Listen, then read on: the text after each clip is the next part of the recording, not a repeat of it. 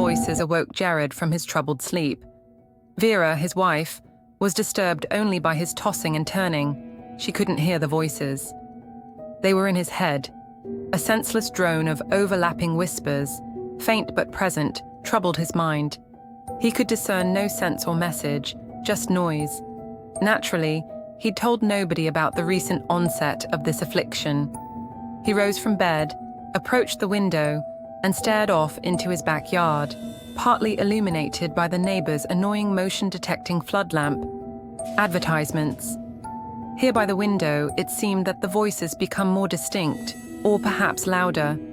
Instead of a senseless swirl, he was now able to sense the definite rhythm of speech. Jared stood and focused intently, but still couldn't make anything out. The timer on the neighbor's light ran out, abruptly blotting out the view. As Jared's eyes adjusted to the deepened dark, the voices seemed to come into sharper focus. Words seemed to emerge, their forms lost in the overlapping sounds. He looked over his shoulder at his still sleeping wife. Her obese, worm-like body held no appeal to him, and hadn't for some time. At first, he had drowned his frustration in alcohol, but the fire of a man's lust cannot be quenched by drink, only temporarily dulled. Looking over Vera's lumpy and rotund form, his affair now seemed an inevitability. After all, we only live once, and a man his age shouldn't be expected to settle for sexless inebriation, especially if he could have Nisa. The thought of her fired his mind, that flaming red hair and those seductive green eyes. Hers was an otherworldly beauty, fair alabaster skin, taut and supple, alluring curves, neither too slight nor too exaggerated.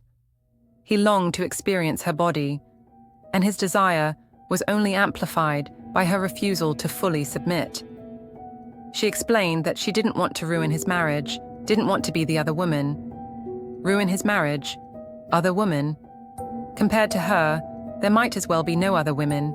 He'd made promises and offers, everything and anything she could want. But still, she'd always held back and refused. Wait, she'd said. The persistent voices wouldn't let him rest. Taking in one last look at Vera's bulk spread across the bed, he snorted his disgust and left the bedroom for the kitchen, where he poured himself a stiff drink. Perhaps a buzz could quiet the racket in his head and let him rest. The brown liquid burned his throat, but did nothing to quiet his head. Again, Nisa's long, frizzy hair and shiny lips pressed into his mind. He couldn't stop thinking about her. But of course, he couldn't. Such was the nature of infatuation. He downed his drink, poured another, reached for his cell phone, and typed in the memorized number. "Miss you," he typed into the text box and pressed send. Minutes later, Jared's cell lit up and slowly dimmed, indicating the receipt of a text.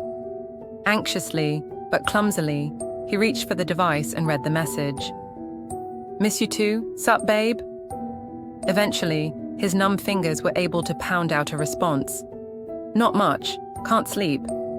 Her response came quickly. "I have something that might help you sleep." He typed back, "Why don't I come by and show you?" That gave Jared pause. He checked the time, 12:34. It was late. No doubt he could slip out without Vera hearing. But he had work in the morning, and staying up late would make it all the worse tomorrow. Then again, he was already up. And how could he pass the opportunity to stroke that skin, to taste those lips? Maybe tonight she'd finally surrender to him. Why deny such pleasure to lessen future misery? "It's a date," he typed back. "Be there in 10. 10 minutes till heaven," he mused. Plenty of time for one more drink. He stumbled down the street towards the agreed meeting place. He could see her black Ford parked near a streetlight. As he ambled along, he saw her interior light go on as Nisa stepped out of the car to meet him. She was a sight to behold in a flowing pink dress. The top plunged deeply at the neck, advertising her full cleavage, and the bottom was just short enough to reveal the tops of her stockings, the clasps of her garter belt, and the flawless white of her thighs. She stood daintily as he eagerly approached her. "Have you been drinking?" she asked in a catty manner. Jared held up his hands. "Am I that obvious?" "I can tell," she responded. "It's in your face and eyes." Without hesitation, she approached and wrapped her arms around him, looked alluringly into his eyes, and kissed him sweetly on the mouth. Her body gave no resistance or protest as his hands hungrily explored the smooth curves of her body. Nisa pulled away, giggling playfully, smiling at him. "So, do you want to get coffee or just go play somewhere?" he asked, hoping of the latter. "I was thinking we could go somewhere and talk about us," she hesitated. "And maybe play a little," she added with a wicked smirk. "A talk about us?" Jared's addled mind fixated on hopeful thoughts. "Sounds like a plan. Hop in, I'll drive," she said. He licked his lips as he watched her hips sway around the hood of the car. It seemed like she had been driving for a while, but then he hadn't really been paying attention. The dissonance of voices continued to swirl in his head and had slowly grown louder, though they didn't drown out any of the ambient sounds of the car, road, or of Nisa's conversation. It was as though they came to him through a separate sense. He wasn't hearing, but experiencing them. The sound of the tires changed from pavement to gravel, and Jared noticed that they were driving down a dirt road without street lamps. "Where the hell are we?" he slurred out. "Just a little town I grew up in," she responded. "We're going to a place an old flame used to take me. There are a lot of memories at this place, and I'd like you to be part of them," she said with a sweet smile. She turned her headlights off and took a hard, right down a narrow path into the woods, the way ahead illuminated only by the red running lights. After bouncing with the Ford suspension for a few hundred feet, Nisa stopped the car and looked at Jared. "I've been doing some thinking, and I've come to some decisions about us." Jared looked at her hopefully. Nisa continued, looking at him seriously. "I think it's time you left her." Jared couldn't conceal the joy on his face. "And I think we should start fresh together." She leaned across him, bracing herself with one hand on his hip as she opened the glove box and pressed the trunk release button. She winked at him and got out of the car. He climbed out of the passenger door and met her by the now open trunk. "When I was a kid, we used to come here to cuddle by the fire and watch the sunrise. I want to experience that again tonight." She gripped his hand and squeezed. "And be together." She pulled a shovel from the trunk and led him to a place on the ground. "But first, we need to dig a fire pit so that we don't burn down the whole forest." She handed him the shovel and pointed at the spot. "So, please, dig." Jared thought it odd, but a fire would be romantic and he would do anything to possess her.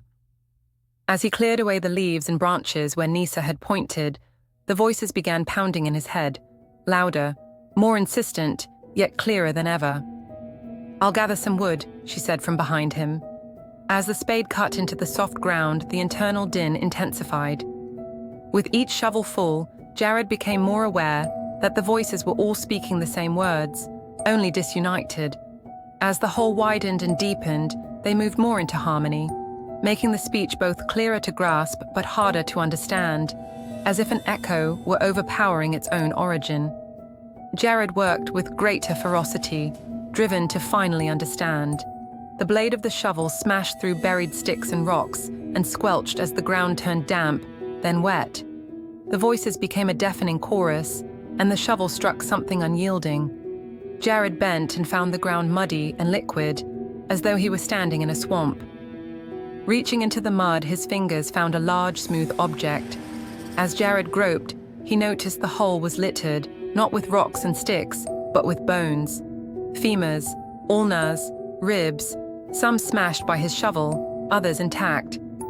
Jared's fingers found purchase on the smooth object and lifted. He raised it into the moonlight and stared down in fascination as the red-tinged mud dripped away, revealing an elongated, inhuman skull with curling, segmented horns. As he stared into its empty eye sockets, the voices finally moved into an echoing, coherent scream in his mind. "Will be enough. Now, join us." Jared's focus broke as pain struck. Blood poured from the deep slash across his throat, spilling to the ground and onto the horned skull. As his life drained and his vision blurred, it seemed that a blackened tongue slid out of the skull's mouth and lapped at the flowing red ichor. The voices fell silent as his lifeless body joined the tangle of corpses in the mass grave. Nisa's delicate fingers wiped the knife clean and lifted the skull up to her face. She gently stroked its contours, smearing Jared's blood onto the dry, thirsty bone.